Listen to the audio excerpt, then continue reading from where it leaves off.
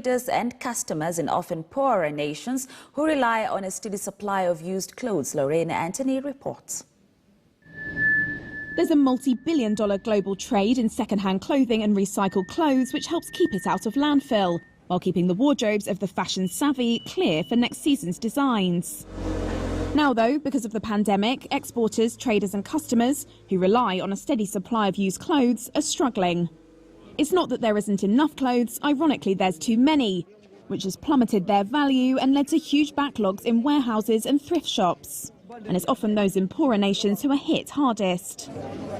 It's an issue Antonio Di Cavalho knows all too well, as the boss at a British textile recycling firm. We keep going, but we couldn't sell any clothes during this lockdown. So the second-hand market in Europe and the rest of the clubs closed down. So we have been store. We have 4 warehouses in UK.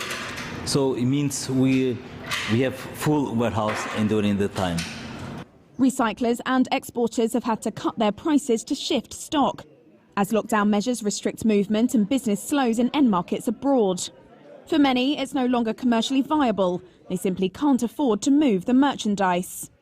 Meanwhile, recyclers are also removing clothes banks from streets, reducing collections and laying off workers to conserve cash, while stuck-at-home consumers clear out their wardrobes, adding to the pile-up.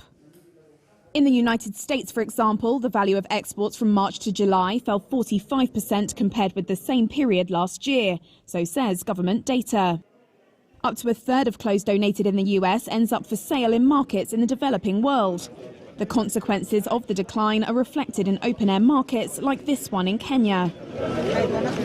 Traders have been hit with shrinking supply, exacerbated by the government banning the import of used textiles in March over concerns they could carry coronavirus, and a drop in footfall due to people staying home.